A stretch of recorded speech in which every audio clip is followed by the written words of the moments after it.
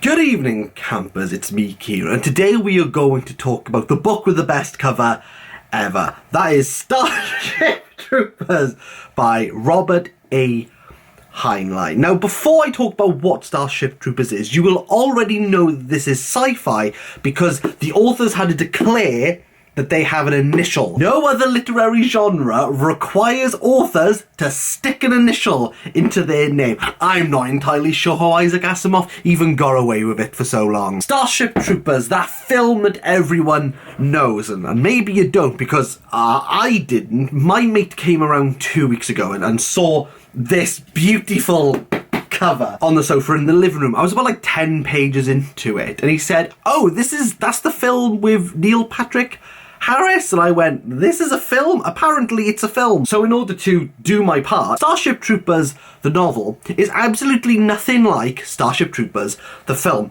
Have I watched the film? No. Have I watched clips of the film to already instinctively tell me this is so different? Yes. And there's one main reason for that.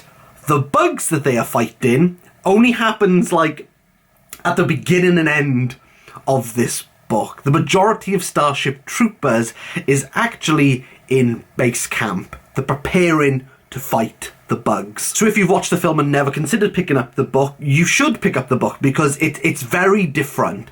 It's very different. Another thing I didn't know about Starship Troopers, that upon its publication in 1959, it was actually quite a controversial book. A lot of the conversation, a lot of the criticism surrounding Starship Troopers is within its glorification of fascism or fascist ideals. Bear in mind, this criticism came out in the early 60s, so we're not even 2 decades past the end of World War II. To have a overtly militaristic book where the aliens are depictions of animals, you can understand why fascism would come up to people's minds. I don't see this as a fascist book. It's a militaristic book, and I think the question that you have to go into this is, well, do you see militarism being fascist? Or do you see an aspect of fascism as militarism? Well, let's continue to talk about it because this is the conversation and discussion that really overwhelms Starship Troopers, is within its pro-militaristic stance. It's so overt and so present, it makes itself very easy to find for a reader. However, why I think people have debates around Starship Troopers and its stance in regards to militarism is that Heinlein Starship Troopers does something that is so simple that it's very hard to pull off. And that is, throughout Starship Troopers, nothing is definitive. Heinlein is not spoon-feeding you answers. In fact, many characters throughout Starship Troopers are against militarism. They are against the war. And what I feel is imperative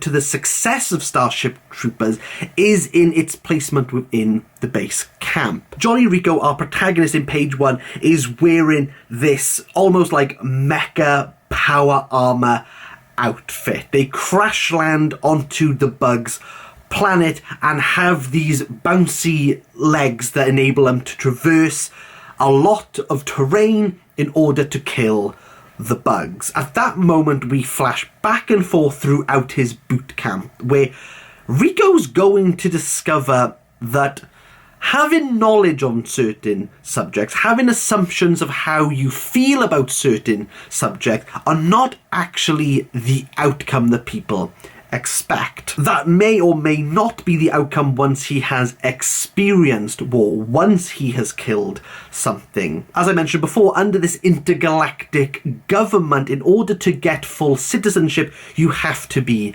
a veteran. The assumption that you're going to make as the reader is that, well, there's going to be conscription, there's going to be a vast number of people who are geared up to kill and commit violence upon other beings. But Heinlein shows that that's actually not the case. In fact, what's interesting is that the recruiter, the people who are bringing new recruits into the army, are putting people off, saying, you don't want to do this. This is not something that anyone at all should aspire to be. Of the few thousand people who make it through to boot camp, it is so intense that lots of people drop out, and therefore the Starship Troopers are only of a few hundred people. The tiniest proportion of this intergalactic Terran Foundation. Johnny Rico, throughout his boot camp, and as Heinlein shifts time throughout his training, is trying to get at the crux of the question, which is, why do people commit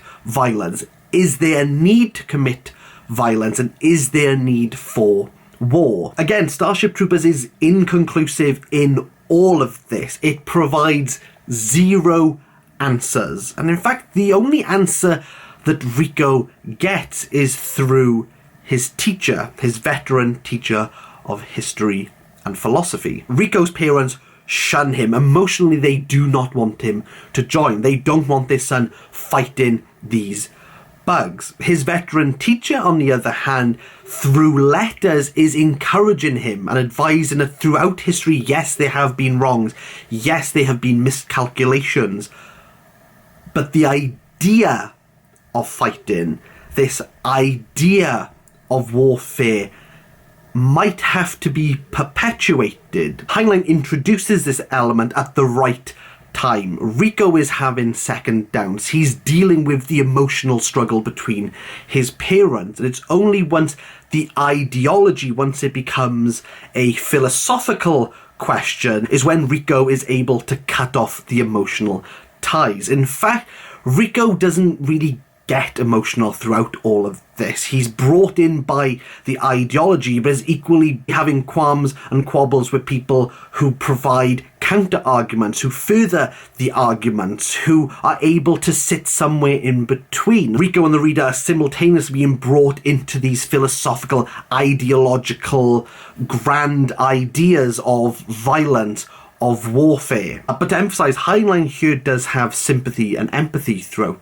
this. He himself fought within World War II, and he is trying to express in the best way possible that all these ideas, all these philosophies are fine, but until you're on the front line shooting the enemy, you'll never be able to fully comprehend any of this. I really enjoyed Starship Troopers. I would give it like a solid 8 out of 10. And I think you should read it, because Heinlein is aware that people are drawn to violence. People are drawn to warfare.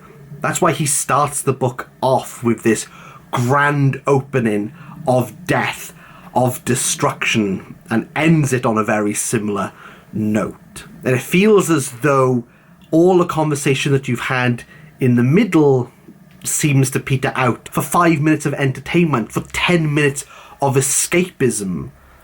And we've only done that because we've convinced ourselves that this is a narrative, this is a story, this will never happen. But in fact, wars and violence continually happen.